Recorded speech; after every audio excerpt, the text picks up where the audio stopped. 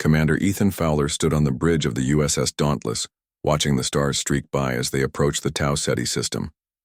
Their mission was simple: make contact with the newly discovered alien civilization and establish peaceful relations. The United Earth government had selected his ship for this important first contact. "We're approaching the coordinates, sir," said Lieutenant Ryan Jackson from the helm. His fingers moved quickly over the controls, adjusting their course. Ethan nodded and straightened his uniform. "Slow to 1/4 speed. Let's not appear threatening." The Dauntless was not a warship. It was a diplomatic vessel with moderate defenses but equipped with state-of-the-art sensors and communication systems. Perfect for peaceful missions. Less ideal if things went wrong. Lieutenant Olivia Sullivan looked up from her communications station. "Commander, I'm picking up signals. Definitely artificial and organized. They know we're here." "Put it on screen," Ethan ordered. The main view screen filled with static before resolving into an image that made several crew members gasp. The aliens, the Varaxians, looked like tall, slender humanoids with iridescent skin that shifted colors like oil on water. Their eyes were large and entirely black, set in elongated faces with no visible nose. "Begin first contact protocols," Ethan said calmly, though his heart raced in his chest. Humanity had never encountered intelligent alien life before. This moment would be recorded in history books. Olivia's fingers danced across her console, transmitting universal greeting package now. The greeting package contained basic mathematical principles, simple language constructs, and peaceful imagery from Earth. Scientists had spent decades preparing this material, designed to be understood by any intelligent species. Minutes passed as they waited for a response. The bridge crew hardly breathed. "We're receiving a reply, sir," Olivia said finally. They're sending something similar back. Basic mathematical sequences. What appears to be parts of their language." Ethan smiled. "That's good. Very good. It means they understand the concept of communication." For the next few hours, the exchange continued. The Varaxians seemed cautious, but not hostile. Chief Engineer Mason Gregory joined Ethan on the bridge. His uniform rumpled as usual.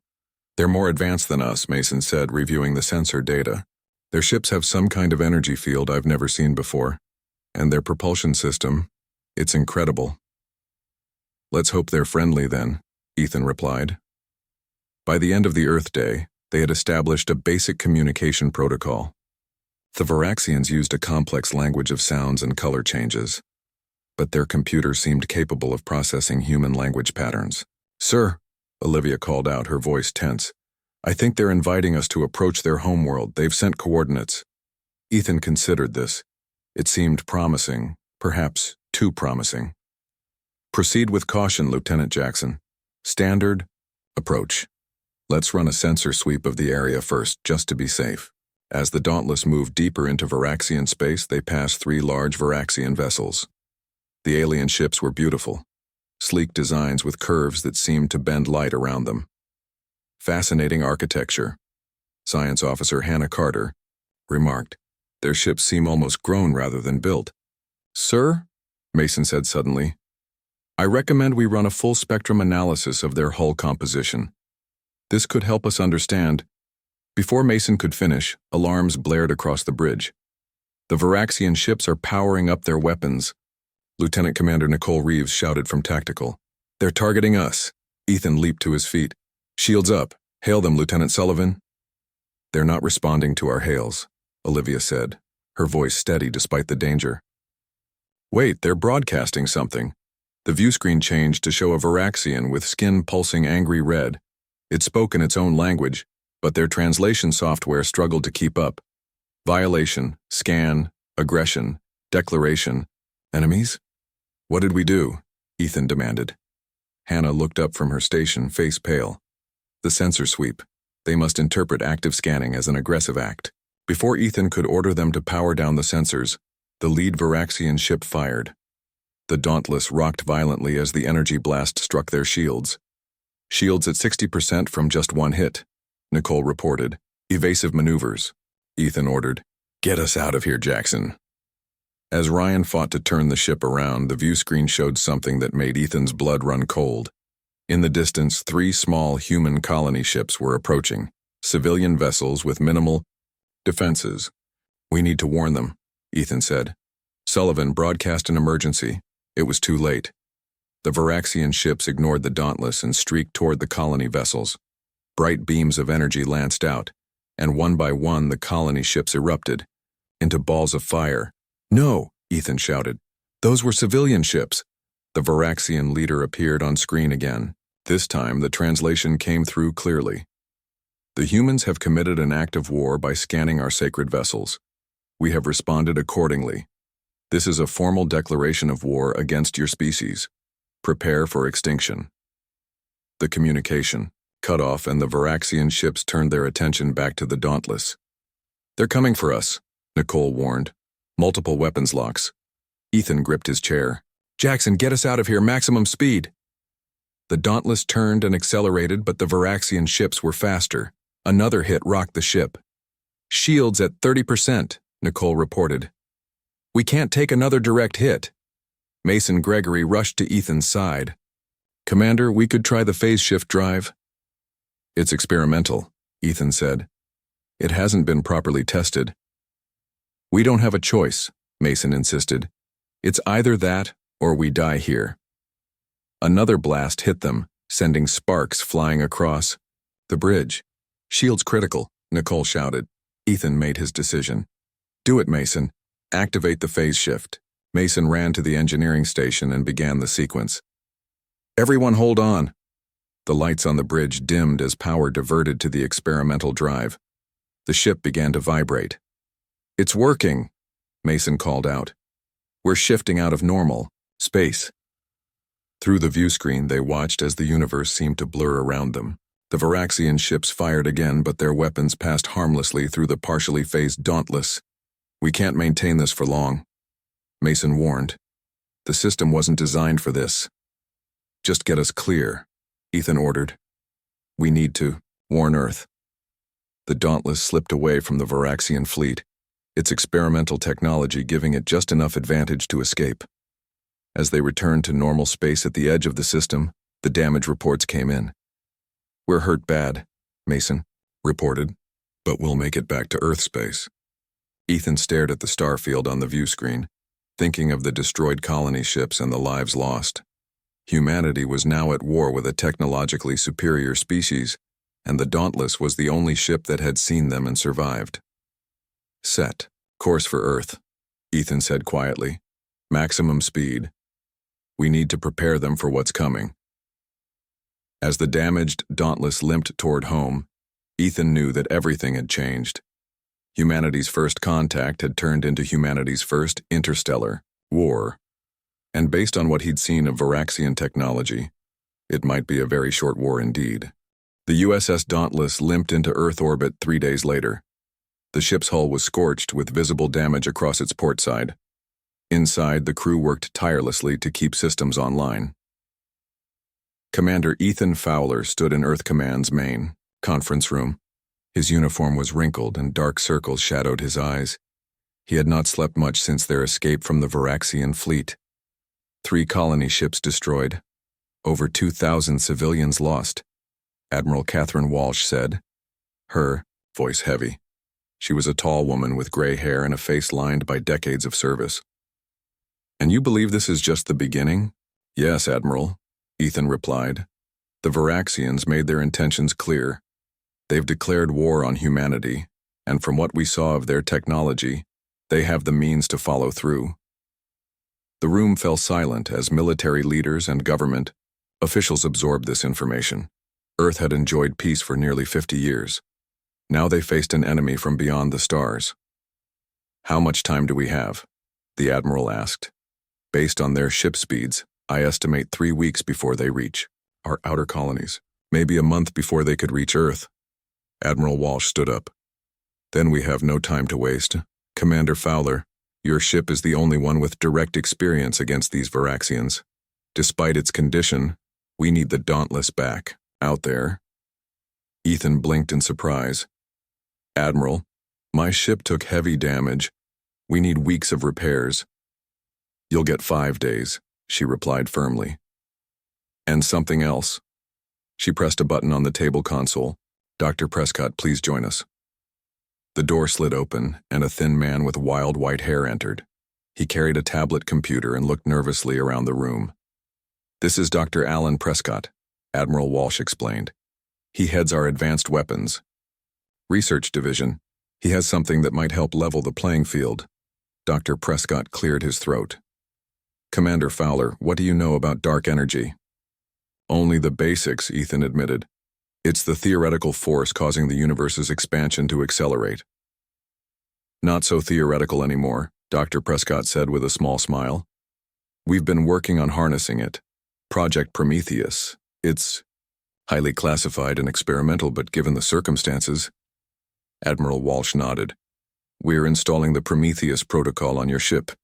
It's a weapon system unlike anything we've developed before. Will it work against the Varaxians? Ethan asked. Theoretically, Dr. Prescott answered, not sounding entirely confident. But it's unstable. We haven't completed all the safety testing. Ethan understood what wasn't being said. They were sending his ship on a mission that might be suicidal. I'll need volunteers, Ethan said. I won't order my crew on this mission. Of course, Admiral Walsh agreed. Choose who you need. We'll reassign the rest. Back at the shipyard, Ethan was surprised when his entire senior staff volunteered to stay. Chief Engineer Mason Gregory was already examining the plans for the Prometheus protocol when Ethan found him in engineering.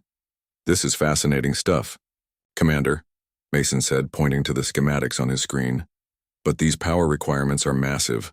We'll need to modify our core. Can it be done in 5 days? Ethan asked. Mason scratched his head. Officially, no way, but I've got some ideas that might work. They're not exactly by the book. At this point, Mason, the book has been thrown out the airlock. Mason grinned. That's what I wanted to hear. Over. The next 5 days, the Dauntless became a hive of activity. While yard workers repaired the hull damage, Mason and his engineering team worked around the clock integrating the Prometheus system. Lieutenant Commander Nicole Reeves gathered the security team in the cargo bay, now converted into a training area. The Varaxians have better technology, but we have something they don't, she told the assembled crew. Human unpredictability. We need to use that. Sergeant Frank Donovan, a stocky Marine with a shaved head, stepped forward. My squad is ready for boarding actions if needed, Commander. Nicole nodded. Good. We may need to get creative. In the medical bay, Dr. Sophia Richardson prepared for potential casualties. I've studied the glimpses we got of Varaxian physiology, she told Ethan during his visit. Their biology is sulfur-based rather than carbon-based. It might give us some advantages. Ethan raised an eyebrow. Such as? Some compounds harmless to us might be toxic to them, she explained. I'm working on defensive measures just in case they board us. On the 4th day, Admiral Walsh visited the ship. She found Ethan on the bridge, reviewing tactical simulations with his crew. How are the preparations going, Commander? She asked. We'll be ready, Ethan assured her, though privately he had doubts. The crew is performing admirably. Admiral, Walsh looked around the bridge, noting the focused determination on every face. I need to speak with you privately, Commander. In his ready room, Admiral Walsh handed Ethan a data chip. This contains our latest intelligence. The Varaxian fleet has accelerated. They'll reach the Collins colony in 3 days. Ethan felt his stomach tighten. That's sooner than expected. Yes. We're evacuating civilians, but we won't get everyone out in time. The Admiral's expression was grim. The Dauntless needs to deploy tomorrow. We're not fully ready. I know, but you're the only ship with any experience against them. The defense fleet needs your insights. She paused. This mission is volunteer only, Commander. I want to be clear about that. Ethan straightened his shoulders. My crew has already volunteered, Admiral. We'll be ready. After she left, Ethan called a meeting of his senior staff. He explained the situation honestly, holding nothing back. The Varaxians will reach Collins Colony before the evacuation is complete, he concluded. Our job is to buy those civilians time to escape. Against a superior fleet? That's suicide, Lieutenant Ryan Jackson said from the helm station. Not necessarily, Mason interjected. The Prometheus protocol might give us an edge. And I've made some additional modifications to our phase shift technology. What kind of modifications? Ethan asked, suspicious. Mason looked slightly guilty. Unauthorized ones. But they might save our lives out there. Ethan almost smiled.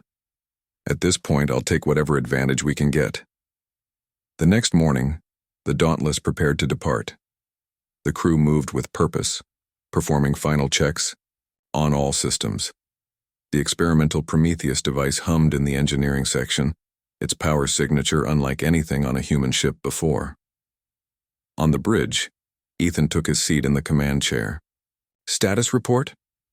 All systems operational, sir, Mason reported from engineering. Prometheus is online but untested. Tactical systems ready, Nicole confirmed. Communications ready, Olivia added. Ethan nodded and opened a channel to the entire ship. This is Commander Fowler. We're about to engage an enemy that believes humanity will be an easy conquest. They have superior technology and numbers, but they don't know humans very well. He paused. We have never backed down from a fight when innocent lives are at stake. Today we show these Varaxians exactly what humanity is capable of. Fowler out. He turned to Lieutenant Jackson at the helm. Take us out, Lieutenant. Maximum speed to Collins Colony. The Dauntless broke orbit, its engines glowing bright against the darkness of space as it accelerated away from Earth. Behind them, the rest of humanity prepared for war. Ahead of them waited an enemy who had no idea what they were about to face. The Dauntless arrived at Collins Colony 18 hours later. The small human settlement sat on the third planet in the system, home to nearly 50,000 colonists.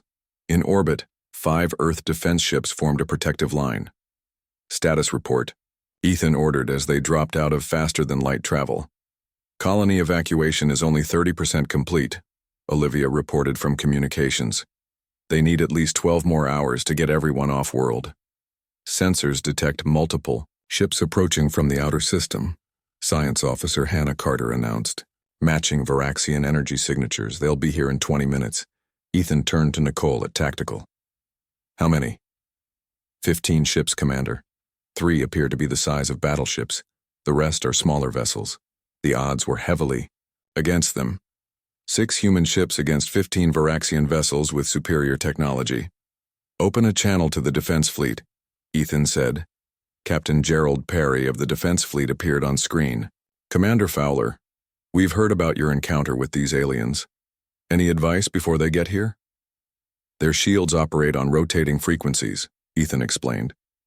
They're vulnerable during the millisecond transition between cycles. And they seem to follow a strict command hierarchy. If we can disrupt their leadership, it might throw them into disarray. Understood. We'll coordinate our attack with you. After the communication ended, Hannah approached Ethan's chair. Sir, I've been studying the sensor data from our first encounter. I think I found something important. What is it? Ethan asked. Hannah displayed a series of energy readings on the main screen. Their shields change frequencies every 12.6 seconds. If we time our weapons fire precisely during the transition, we might break through. Ethan nodded. Good work, Lieutenant Commander. Reeves programmed that timing into our weapons systems. At the helm, Ryan Jackson spoke up. Commander, I have an idea about their formation. From what we saw before, they fly in very precise patterns. If I can predict their movements, do it, Ethan said. We need every advantage. As the minutes ticked by, Communications Officer Daniel Martinez made another discovery. Sir, I've been analyzing their transmission patterns. They use a predictable encryption cycle. I might be able to listen in on their communications. Keep working on it, Ethan ordered. That could be invaluable. The bridge crew worked with focused intensity, preparing for battle against an enemy that had already proven deadly. Mason reported from engineering that the Prometheus protocol was online but unstable. We'll get 1 shot with it, maybe 2, he warned. After that, we risk a core breach. Save it for when we really need it, Ethan decided. The Varaxian fleet appeared at the edge of the system, their ships gleaming against the blackness of space. They moved with perfect coordination, forming into an attack formation. "They're hailing us," Olivia reported, surprise in her voice. "On screen," Ethan ordered. The Varaxian commander appeared, skin shifting between blue and purple hues. The translation software had been improved, allowing them to understand more of the alien language. "Human vessels," the Varaxian said. I am High Commander Zixthar. You have been judged unworthy to exist in this galaxy. Surrender now and your deaths will be quick." Ethan stood from his chair. "This is Commander Ethan Fowler of Earth. We did not come seeking war. We still don't want it, but we will defend our people." The Varaxian's skin flushed deep red. "Your species scanned our sacred vessels without permission. The penalty is extinction. Prepare to be removed from existence." The transmission cut off. Ethan turned to his crew. "Battle stations. Defense fleet is taking position ahead of us. We'll coordinate with them but focus on disrupting the Varaxian command ship." The human ships formed a protective barrier between the Varaxians and the colony. The aliens advanced with mechanical precision. "They're firing!" Nicole called out. Energy beams lanced from the Varaxian ships. 2 hit the human defense vessels, immediately overwhelming their shields. One of the Earth ships exploded in a ball of fire. "Evasive maneuvers," Ethan ordered. "Use the timing Hannah discovered. Target their lead ship." Ryan's hands flew over the controls, making the Dauntless dance between enemy fire in ways the ship wasn't designed for. Nicole fired precisely as the Varaxian shields cycled. Their shot struck true. The Varaxian ship's shields flickered, and part of its hull blackened from the hit. "It worked," Hannah exclaimed. "Send the timing to the rest of the fleet," Ethan ordered. The battle intensified. The human ships were taking damage, but now they were landing hits too. The Varaxians, unused to resistance, adjusted their tactics. "They're adapting," Nicole warned. "Changing their shield cycle timing." Daniel spoke up from communications. "Sir, I've broken into their command channel. They're targeting us specifically. They recognize the Dauntless from the first encounter." "Good," Ethan said grimly. "Let's give them something to remember. Mason, prepare the phase shift technology." "Ready, Commander," Mason replied. "But it will only last 30 seconds before the system overheats." 30 seconds is all we need." Lieutenant Jackson set course directly for the gap between their 2 largest ships, full speed. Ryan looked uncertain but followed orders. The Dauntless accelerated toward the heart of the Varaxian fleet. "They're targeting us with multiple weapons," Nicole reported, voice tense. "Wait for it," Ethan said calmly. "Wait. Now, Mason." The Dauntless shimmered as the phase shift activated. The ship became partially out of sync with normal space. The Varaxian weapons fire passed harmlessly through them. "It's working," Mason shouted over the comm. "But the system is already overheating." The Dauntless slipped between the Varaxian ships, confusing their formation. As they passed the command ship, Ethan gave his next order. "Now, Nicole, target their engines with everything we've got." The Dauntless fired all weapons just as they began phasing back to normal space. The shot struck the Varaxian command ship at point-blank range, precisely as its shields cycled. The alien vessel shuddered as explosions rippled along its hull. Its engines went dark, and it began to drift. "Direct hit," Nicole confirmed. "Their primary engines are offline." "Daniel, what are they saying?" Ethan asked. Daniel listened to the intercepted communications. "They're confused, sir. Without direct orders from the command ship, the fleet seems unsure how to proceed." "Just as we thought," Ethan said. "Their rigid hierarchy is a weakness. Let's press our advantage. Target their second-largest ship." The battle shifted. With the Varaxian command ship disabled and their formation disrupted, the human vessels began to coordinate more effectively. 2 more alien ships were damaged, but the Dauntless had taken hits too. A Varaxian energy beam struck their port side, causing systems to fail across the ship. "Phase shift is completely offline," Mason reported, "and shields are at 20%. Ethan knew they couldn't keep this up much longer. "Status of the colony evacuation?" 60% complete," Olivia answered. They still need more time. Ethan made his decision. It's time for the Prometheus protocol. Mason, prepare to activate on my command. Sir, Mason said hesitantly, if we use it this close to the colony, the energy discharge could affect them too. Then we need to lead the Varaxians away. Ryan, set course away from the colony. Maximum speed. Let's see if they follow us. The Dauntless broke away from the battle, engines straining. Just as Ethan hoped, several Varaxian ships peeled off to pursue them. They're following, Nicole confirmed. 4 ships, including their new lead vessel. Ethan smiled grimly. Good. Let's show them what humanity can do when pushed too far. The Dauntless raced away from Collins' colony, 4 Varaxian ships in close pursuit. Damage reports flooded in from all sections of the ship. The phase shift drive was offline, shields were failing, and hull breaches had been reported on 2 decks. Distance from the colony? Ethan asked, gripping his chair as the ship shuddered under enemy fire. 300,000 kilometers and increasing, Ryan reported from the helm. His face was streaked with sweat as he pushed the damaged ship to its limits. Ethan nodded. That should be far enough to protect the civilians. Status of the Prometheus. Protocol.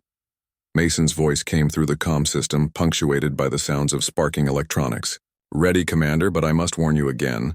This is completely untested technology. The power requirements are straining our already damaged systems. Understood. Prepare to activate on my command. Ethan turned to Nicole at tactical. Once the protocol activates, target the lead Varaxian ship. Aye, sir, Olivia spoke up from communications. Commander, I'm receiving a message from one of the pursuing Varaxian vessels. They're demanding our surrender. On screen, Ethan ordered. The view screen flickered to show a Varaxian commander. Unlike the others they had encountered, this one's skin pulsed with deep purple patterns that seemed to indicate rank or status. I am Commander Krelvax, the alien said through the translation system. Your tactics have caused damage to our fleet, but your resistance is futile. Surrender your vessel and I will allow your crew to live as study specimens. Ethan stood up straight. This is Commander Fowler. We will not surrender. We did not start this conflict, but we will defend ourselves. The Varaxian's skin darkened. Your species is primitive and disruptive to galactic order. Your ship has proven troublesome, but you cannot escape. My vessels have you surrounded. The screen showed that the Varaxian ships had indeed formed a pattern around the Dauntless, cutting off escape routes. End transmission, Ethan said calmly. He turned to his crew. They think they have us trapped. They don't understand what we're capable of. Mason, status of the Prometheus protocol? Final calibrations complete. Ready to activate. Ethan addressed the bridge crew. What they don't know is that humans have been the underdogs throughout our entire history. And that's when we're most dangerous. He tapped his comm badge. All hands brace for extreme gravitational distortion. Medical, prepare for casualties. In sickbay, Medical Officer Sophia Richardson secured equipment and prepared emergency treatment kits. She had been studying the Varaxian biological data from their earlier encounters and had made a surprising discovery about their physiology, but there hadn't been time to report it yet. On the bridge, Ethan gave the order. Activate the Prometheus protocol. In engineering, Mason threw the final switch. The ship's lights dimmed as power diverted to the experimental weapon. A low hum built throughout the ship, making teeth vibrate and ears pop as space itself began to distort around them. Protocol active, Mason reported. Dark energy containment field is stable, for now. Outside the ship, space itself seemed to bend. Stars appeared to shift position as light curved around the Dauntless. The Varaxian ship suddenly found themselves being pulled toward the human vessel by an invisible force. What's happening? Ryan asked, staring at the view screen. Hannah explained from her science station. The Prometheus protocol manipulates dark energy to create a localized distortion in space-time. Essentially, we're creating a controlled gravitational anomaly. The Varaxian ships fired their engines at maximum power, trying to break free from the pull, but they continued to drift closer. They're sending out distress signals, Daniel reported from communications. They don't understand what's happening. Nicole, target their weapon systems, Ethan ordered. Let's disarm them while they're disoriented. The Dauntless fired precisely as the Varaxian ship struggled against the artificial gravity well. Their shots struck true, disabling weapons on 2 of the enemy vessels. Commander Krelvax appeared, on screen again, his skin now a pale blue that seemed to indicate fear or confusion. What technology is this? This violates the natural laws. Ethan didn't respond to the alien. Instead, he asked Mason, "How long can we maintain the protocol?" "Not much longer," Mason warned. "The power drain is critical, core temperature rising beyond safe levels." At that moment, the ship rocked violently. One of the Varaxian vessels had managed to fire a weapon. "Direct hit to engineering," Nicole reported. "The Prometheus containment field is destabilizing." Alarms blared throughout the ship. In engineering, Mason and his team worked frantically to prevent a catastrophic failure. "We need to shut it down," Mason shouted. "Not yet," Ethan ordered. "Just a little longer." On the medical deck, Sophia felt the ship shudder around her as she treated injured crew members. She quickly accessed a terminal and sent an urgent message to the bridge. "Commander, Varaxian physiology shows extreme sensitivity to calcium ion exposure. Their environmental suits protect them. Possible tactical advantage." Ethan read the message just as another alarm sounded. "Sir," Mason called, "the Prometheus field is collapsing. We need to shut it down or we'll lose the ship." "Deactivate the protocol," Ethan ordered.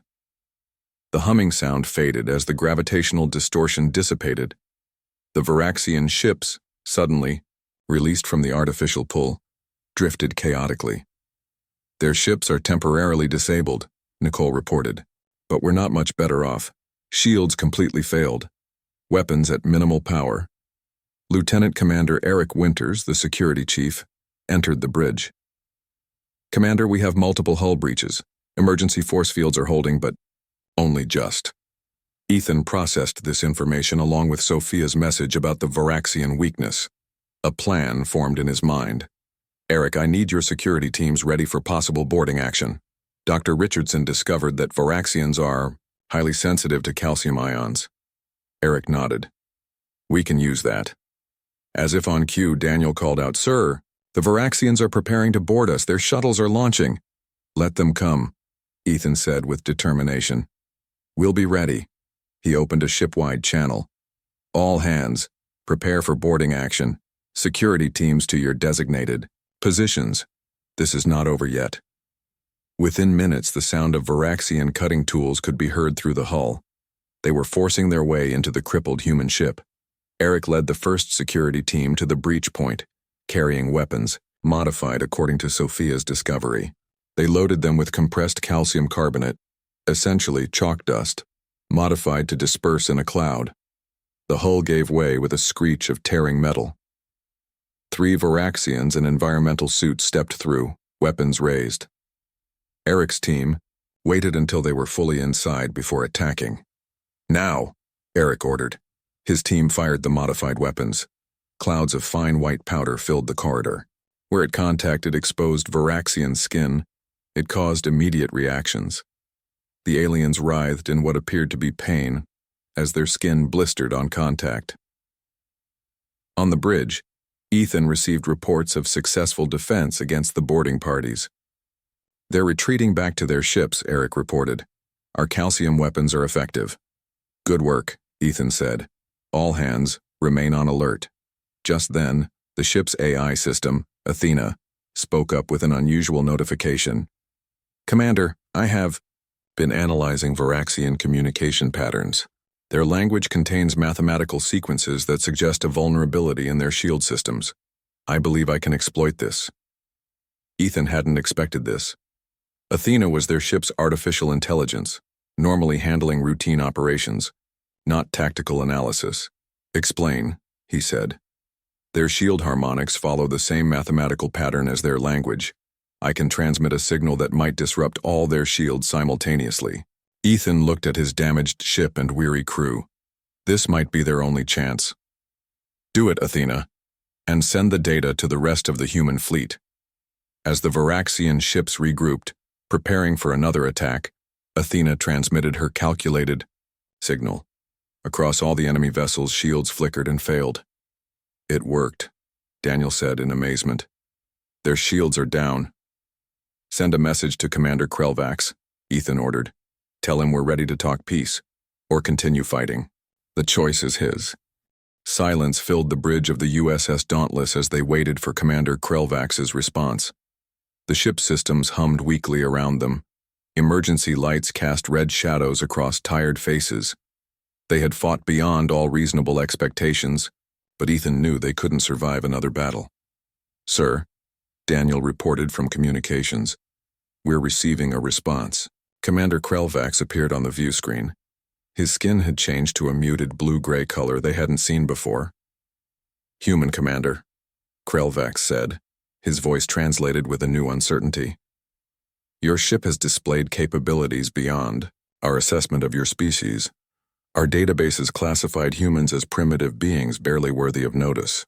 Perhaps your databases need updating," Ethan replied calmly. The Varaxian's skin rippled. "Indeed, the Supreme Leader must be informed of these developments. A temporary cessation of hostilities may be prudent." It wasn't exactly a surrender, but it was a start. Ethan nodded. "We agree. We never wanted this conflict. I will convoy this information to our leadership. Stand by." The screen went dark. Ethan turned to his crew. "Good work, everyone, but stay alert. This isn't over yet." Mason reported from engineering. "Commander, we've stabilized the critical systems, but we're running on backup power. Shields are offline and weapons are at minimal capacity." "Understood. Do what you can, Mason." While they waited, Ambassador Julia Holloway, who had been quietly observing from the back of the bridge, approached Ethan. Earth Command had assigned her to the mission as a diplomatic advisor, but there had been little need for diplomacy until now. "Commander," she said softly, "this is a crucial moment. The Varaxians are a proud species. We need to offer them a way to end this conflict without losing face." Ethan agreed. "Any suggestions, Ambassador?" "Let me take the lead in the next communication," she said. "I've been studying their language patterns and cultural cues." Before Ethan could respond, Daniel called out, "Sir, multiple ships dropping out of faster-than-light travel. It's the rest of the Varaxian fleet." The view screen showed 7 new Varaxian vessels, including one massive ship that dwarfed the others. Its design was more elaborate, with glowing patterns etched across its hull. "That must be their flagship," Nicole said, voice tense as she checked tactical readings. "Energy signatures are off the charts." The massive ship hailed them immediately. Daniel opened the channel, and a new Varaxian appeared. This one's skin had complex golden patterns that seemed to shift and flow with each movement. "I am Supreme Leader Drazakor of the Varaxian Empire," the alien announced. "I have come to witness this human vessel that has caused such disruption." Ethan gestured for Ambassador Holloway to step forward. She addressed the Varaxian leader with a formal gesture they had observed in previous communications. "Supreme Leader Drazakor, I am Ambassador Julia Holloway of Earth. We regret the misunderstandings that led to this conflict. Humans value peace and cooperation between species." The Supreme Leader's skin shifted to a deep purple. "Commander Krelvax reports that your single vessel disabled multiple Varaxian ships. This seems improbable." "Yet it happened," Julia replied diplomatically. "Our species has a saying, necessity is the mother of invention. When threatened, humans become remarkably resourceful." Drazakor studied them silently for a moment. "I wish to see this human resourcefulness myself. Prepare for my arrival." The EB transmission ended abruptly. Ethan turned to Julia in surprise. "They're coming here to the Dauntless." "It appears so," she replied. "This is unprecedented in their culture. The Supreme Leader rarely leaves the home world." Ethan immediately began preparations. Despite the damaged state of the ship, they needed to make ready for this crucial meeting. He ordered the remaining security teams to the main hangar bay but instructed them to keep weapons lowered. 20 minutes later, a Varaxian shuttle docked with the Dauntless. Supreme Leader Draz Kor emerged accompanied by 4 guards. In person, the Varaxians were taller than humans by at least a foot, with slender limbs and those distinctive color-shifting skins. Ethan and Ambassador Holloway greeted them in the hangar bay. Nearby, Sophia Richardson discreetly monitored the situation with medical scanners. "Welcome aboard the USS Dauntless," Ethan said formally. Draz Kor looked around at the battle-damaged ship with what seemed like curiosity. "Your vessel is small and primitive compared to ours, yet you survived against impossible odds. How?" Julia stepped forward. "If I may suggest, Supreme Leader, perhaps a demonstration would be more meaningful than words." At Ethan's nod, Mason was called to join them. He brought a small device he had quickly assembled. "This is Chief Engineer Mason Gregory," Ethan introduced. "He's responsible for many of the adaptations that allowed us to defend ourselves." Mason activated the device, which projected a holographic display of the phase shift technology and the Prometheus protocol, simplified versions that demonstrated the principles without revealing classified details. "Humans excel at adapting existing technology in unexpected ways," Mason explained as he showed how they had modified their systems. "Where one approach fails, we try another, and another. We don't give up." Draz Kor watched with intense interest, skin shifting through colors of surprise and what they interpreted as respect. "And this calcium weapon used against our boarding parties?" the Supreme Leader asked. "A defensive measure only," Sophia said, joining the conversation. "My scans showed your physiological weakness to this element. We used the minimum concentration needed to repel the boarding parties without causing permanent harm." Draz Kor's skin rippled with what might have been amusement. "You studied us even as we attacked you. Interesting." The Supreme Leader walked slowly around the hangar bay, examining the human ship and crew. Finally, he turned back to Ethan and Julia. "For centuries, the Varaxian Empire has expanded unchallenged. Most species surrender immediately or are easily defeated. You humans are different. We prefer cooperation to conflict," Julia said. "But we will always defend ourselves and our people." "So I have witnessed," Draz Kor replied. "Perhaps there is wisdom in reconsidering our approach to your species." For the next 2 hours, Julia and Ethan met with Draz Kor in the ship's conference room. They discussed terms for ending the conflict. The Supreme Leader was not ready for a full peace treaty, but agreed to a ceasefire and diplomatic talks. By the end of the meeting, both sides had committed to basic terms. The Varaxians would withdraw from human space, release any captured humans, and engage in formal diplomatic relations. In return, humans would share limited technological innovations and establish clear borders between their territories. As Draz Kor prepared to depart, he made one final statement to Ethan. "Commander Fowler, your single ship has accomplished what no other species has managed in 300 years. You have made the Varaxian Empire reconsider its path. This is noteworthy." After the Varaxian delegation departed, the bridge crew gathered in stunned silence. They had done the impossible. A single human ship had faced an alien armada and emerged not just surviving, but victorious. "Send a message to Earth Command," Ethan told Olivia. "Inform them of the ceasefire agreement and request immediate medical aid for our wounded." As the Dauntless limped back toward Collins' colony, escorted now by the remaining human defense fleet, Ethan looked around at his exhausted but proud crew. "What we did here today will be remembered in history," he told them quietly. "Not just for the battles we won, but for the peace we've begun." 3 weeks later, the fully repaired Dauntless led a diplomatic mission to Varaxian space. This time, they came not as warriors, but as ambassadors. The ship that had made an empire plead for peace now carried the hope for lasting cooperation between two very different civilizations. As they approached the Varaxian homeworld, Ethan stood on his bridge and reflected on how quickly everything had changed. 1 month ago, humanity had been on the brink of extinction. Now they were respected as equals by one of the most powerful species in the galaxy, all because one ship and its crew had refused to surrender, even when facing impossible odds. In the end, it wasn't superior technology that had saved them, It was human determination, adaptability, and courage. The very qualities that had defined humanity throughout its long history on Earth would now carry them forward among the stars.